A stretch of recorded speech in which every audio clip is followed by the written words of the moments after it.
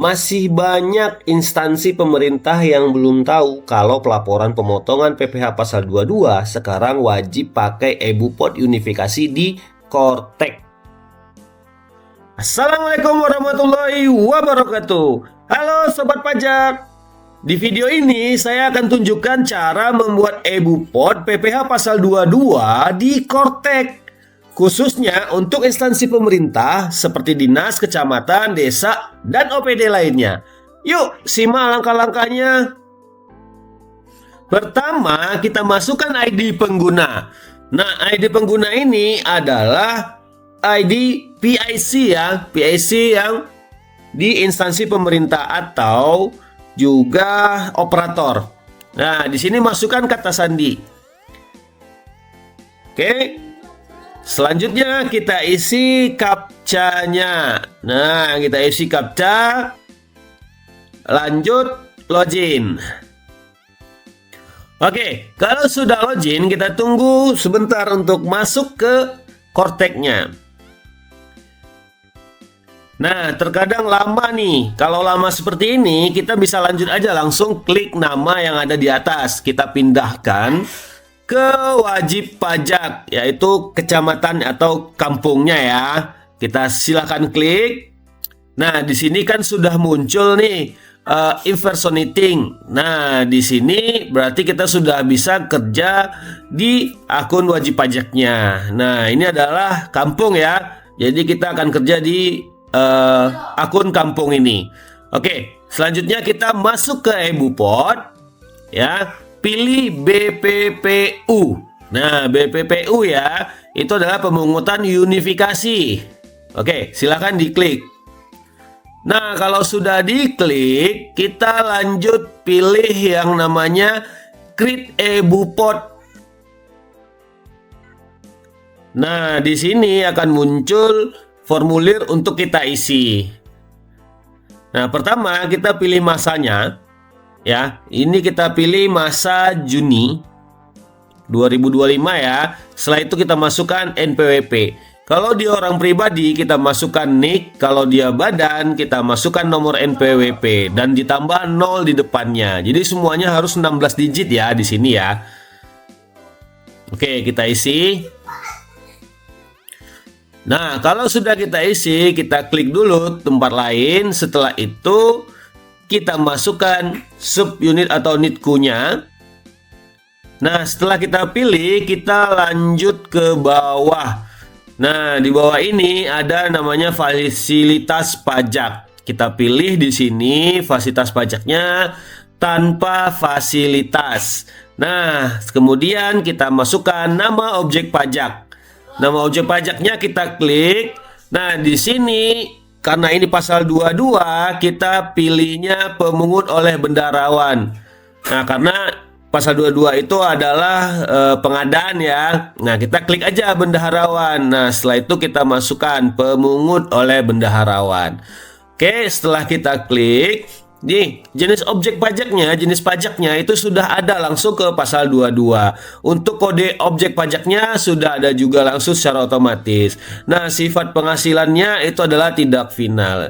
Selanjutnya apa? Kita masukkan dasar pengenaan pajaknya atau DPP-nya.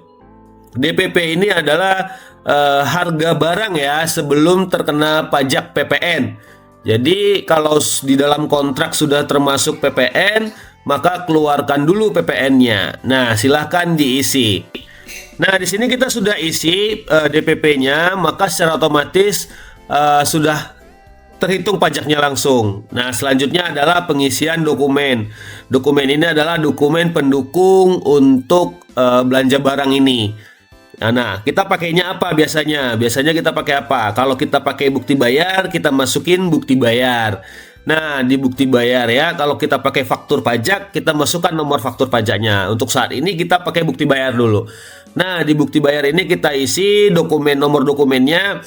Nah, di sini nomor dokumennya sesuaikan saja dengan BKU atau dengan dokumen lainnya lah. Itu ya. Nah, untuk tanggal juga harus sesuaikan dengan dokumen kita masing-masing. Oke, untuk pembayarannya itu menggunakan uang persediaan ya. Nah, kalau mekanisme langsung itu dari KPPN, biasanya itu vertikal. Nah, kalau untuk dinas yang biasa atau dinas OPD, kecamatan atau desa itu pilihnya mekanisme UP, uang persediaan. Nah, kita pilihnya uang persediaan. Oke. Nah, di sini kita pindahkan lagi ke uang persediaan. Oke. Nah, isi lagi tanggalnya. Selanjutnya kita pilih ininya ya, organisasinya. Nah, ini desa. Setelah itu klik submit. Nah, ini sudah berhasil ya, sudah berhasil kita simpan. Oke, untuk pasal 22-nya sudah berhasil disimpan. Nah, selanjutnya kita pilih yang sudah kita buat tadi, kita centang ya. Setelah itu terbitkan. Nah, setelah diterbitkan, kita masukkan ID penandatangan atau kode kata sandi ya, penandatangan ya. Nah, untuk penandatangan ini kita harus minta dulu kode otoritasnya. Di video sebelumnya saya sudah sematkan juga untuk permintaan kata sandi penandatangan. Nah, silahkan dimasukkan di sini.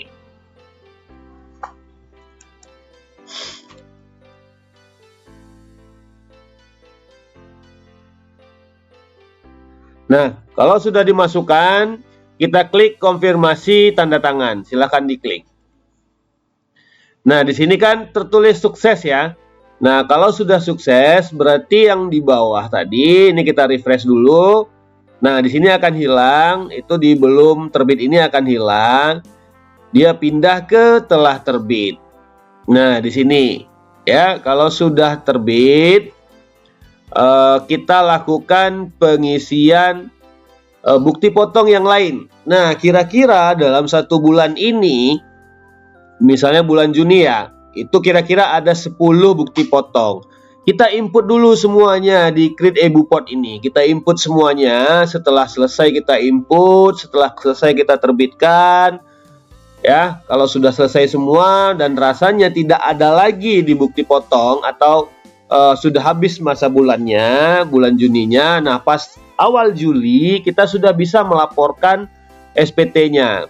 Kenapa kita harus laporkan SPT-nya? Karena di dalam SPT itu nanti baru kita bisa bayar pajaknya. Ya, baru kita bisa bayar pajak atas 10 transaksi tadi. Nah, ini kita contohkan satu aja dulu, kita lanjut untuk pelaporannya. Nah, bagaimana pelaporannya? Kita masuk ke surat pemberitahuan SPT ya. Nih, masuk lagi ke surat pemberitahuan SPT. Nah, masuklah di bagian SPT belum disampaikan. Nah, di sini kan belum pernah ngelapor ya, kita klik buat konsep SPT. Nah, untuk ini kita pilihnya yang PPH unifikasi. Untuk unifikasi ini, PPH yang kita masukkan adalah PPH 22, 23, 4 ayat 2, itu semuanya menjadi satu di PPH unifikasi. Silahkan diklik PPH unifikasi. Oke, selanjutnya kita klik lanjut. Nah, di bagian pilih periode, itu kita pilih periodenya, bulan, misalnya kita pilih bulan Juni ya. Setelah itu kita klik lanjut. Nah, di sini mode SPT-nya kita pilih normal, karena ini baru pertama kali kita lapor, kita pilihnya normal. Setelah itu buat konsep SPT. Nah, di sini sudah ada nih di bawah nih konsepnya. Nah, terus langkah apa lagi? Langkahnya selanjutnya kita pilih yang tanda pensil ini ya untuk dilihat. Nah, di sini di induk, di SPT masa PPH unifikasi bagian induk, itu ada data-datanya, identitas pemotong ya. Nah, di masa pajaknya sudah benar ya, Juni, sudah ada NPWP-nya, sudah ada nama lengkapnya, alamat, dan nomor telepon. Lanjut ke bawah, kita lihat. Nah, di sini kita tadi ada pembayaran PPH pasal 22. Nah, ini yang sebagai contoh tadi ya.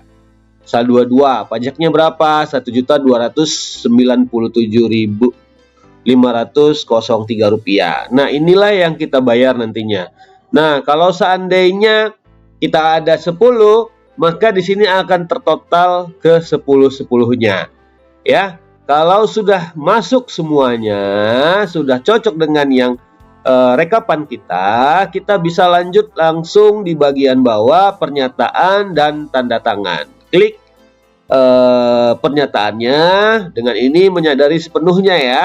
Nah, oke. Setelah itu kita pilih ke bawah, di sini ada bayar dan lapor. Nah, saat kita bayar dan lapor, maka keluarlah ID billing. ID billing sejumlah yang tertera di dalam SPT. Nah, kalau sudah sesuai dengan yang ini, silahkan dibayar, maka SPT-nya akan terlapor secara otomatis. Nah, begitulah kira-kira untuk pelaporan pasal 22-nya. Untuk sebagai contoh, kita hanya bikin satu saja. Oke, gimana? Mudah banget kan? Nah, mulai sekarang instansi pemerintah wajib pakai e-Bupon untuk setoran pasal 22-nya. Nah, klik like kalau bermanfaat, share ke rekan bendahara ya, dan subscribe supaya nggak ketinggalan tutorial pajak lainnya. Sampai ketemu di video berikutnya. Assalamualaikum.